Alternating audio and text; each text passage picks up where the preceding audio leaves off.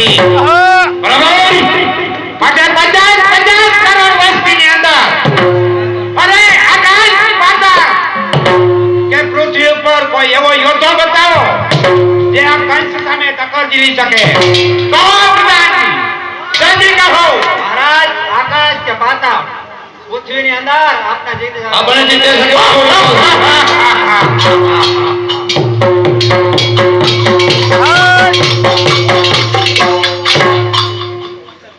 નારાયણ નારાયણ અરે કંસ આ ધરતી માટે જઈને જન્મ લીધો ને એનું મૃત્યુ તો અવશ્ય હોય કોણ છે આ યોદ્ધો કહો નારદજી જલ્દી કહો જેથી કરીને હું તેમની સામે યુદ્ધ કરવા પહોંચી જાઉં નારાયણ જો મને કોણ મારી શકે છે અરે સાંભળી લે કંસ તને જીતી શકાવ એ તો આ પૃથ્વી માથે જ છે કહો નારદજી જલ્દી કહો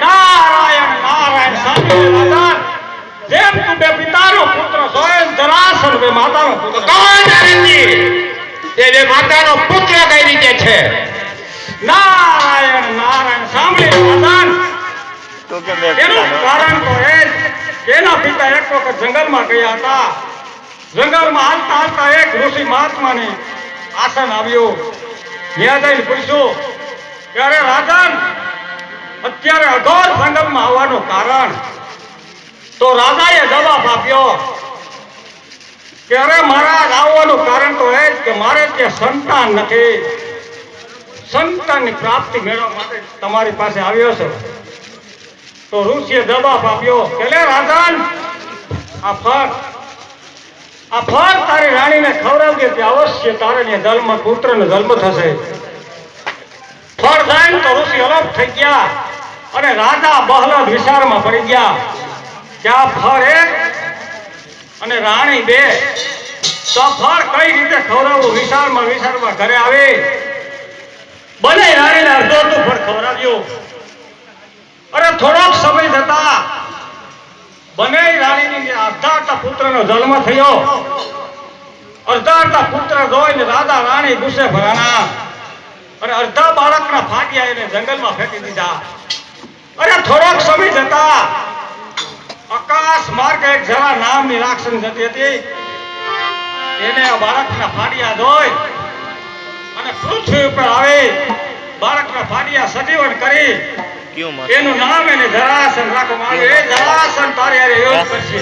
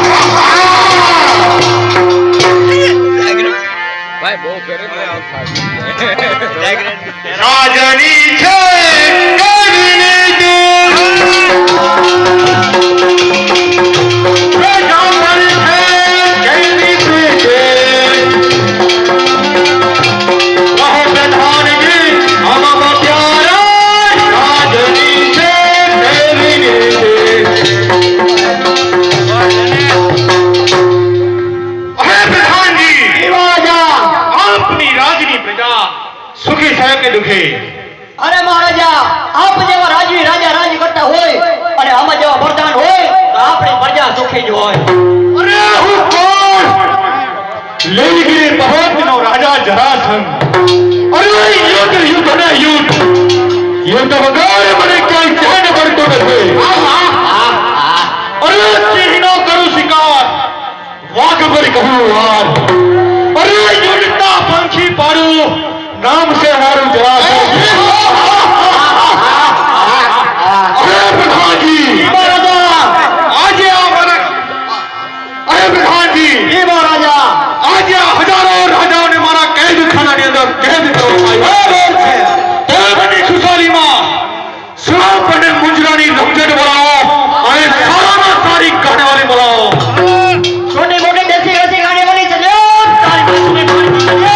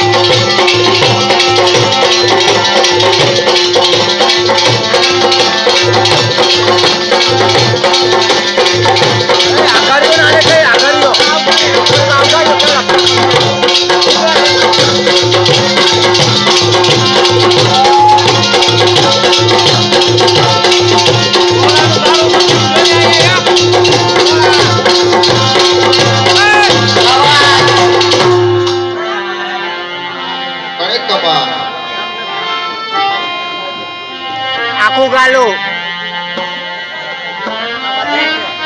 એ પ્રધાનજી તારે અહીંયા આ કરવું ઊભો થઈ જા એ હાલે પકડી રાખી શૂટિંગ કર્યા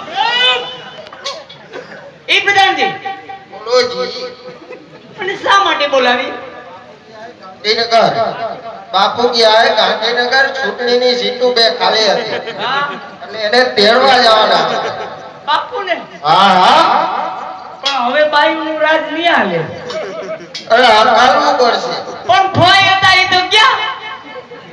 ફરી ગયા ને ફુવા આવ્યા. હવે મારું કઈ ન હાલે.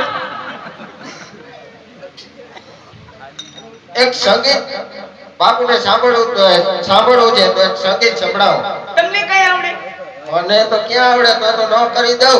બીજું બધું તો ઠીક. આ સામે બેઠા એ કોણ છે? ઈ મારો નાનો ભાઈ છે. હા વાંચું ગયો. હા હા, હા વાંચું ગયો. અરે હાથ તો જ હોય ને. તમે સિંહ જેવા ની કા ભેંના પોતરા જેવો? થોડોક વાહે રહી ગયો.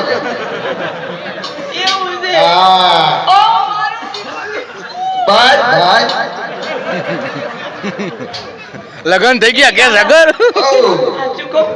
બોલ ને, કહી દઉં. કહી દે. પણ મને હરમ આવે છે. એમાં શેની શરમ? એ હો, તમે મને એવા લાગો છો. કેવા? એ નહીં કહું. મને કે તમે મને એવા લાગો છો. હા, કેવા લાગો કહો? કેને? કહી દઉં. કહી દે. તમે મારા બાપ જેવા લાગો છો. આમ કહી દઉં તો. હા, હાલો. ઓ મારું ટુકડી. જા સુકાનો વાળો એ તમે કેમ દિવસના મિસ કોલ મારા માં હતા?